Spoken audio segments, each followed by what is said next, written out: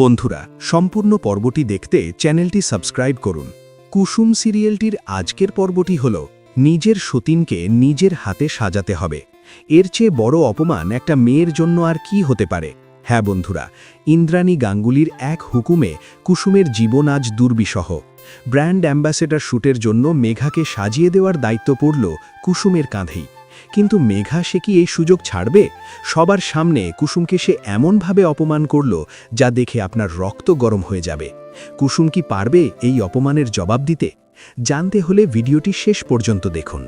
নমস্কার বন্ধুরা, সিরিয়াল জগতের আরও একটি ধামাকা পর্বে আপনাদের স্বাগত। আজকের পর্বে ইন্দ্রাণী গাঙ্গুলি এমন এক খেলা খেললেন যা দেখে আমরা সবাই অবাক। গল্পের শুরুতেই দেখা যায় ইন্দ্রাণী দেবী ঘোষণা করেন যে মেঘাই হবে তাদের কোম্পানির নতুন ফেস বা ব্র্যান্ড অ্যাম্বাসেডর।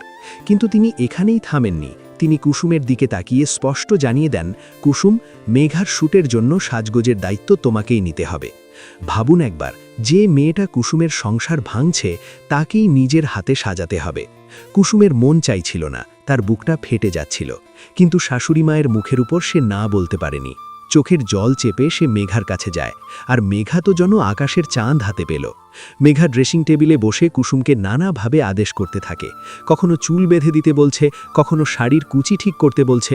কুসুম যখনই মেঘার কাছে যায়, মেঘা সবার সামনে তাকে নিচু করার চেষ্টা করে। সে বাঁকা হেসে বলে, দেখলে তো কুসুম, শেষমেশ তো মার সেবা তোমাকেই করতে হচ্ছে। এই কথাগুলো তীরের মতো কুসুমের বুকে বিঁধছিল।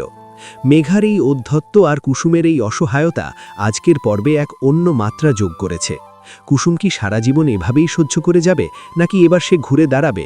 বন্ধুরা, কুসুমের এই কান্না আর অপমান যদি আপনার হৃদয়েও আঘাত করে থাকে, তাহলে ভিডিওটিতে এক্ষুনি একটি লাইক দিন। কুসুমের আগামী দিনের লড়াই দেখতে চাইলে এবং সিরিয়ালের সব গরম আপডেট সবার আগে পেতে আমাদের চ্যানেলটি সাবস্ক্রাইব করে পাশের বেল আইকনটি বাজিয়ে দিন। আর ভিডিওটি আপনার বন্ধুদের সাথে শেয়ার করতে ভুলবেন না।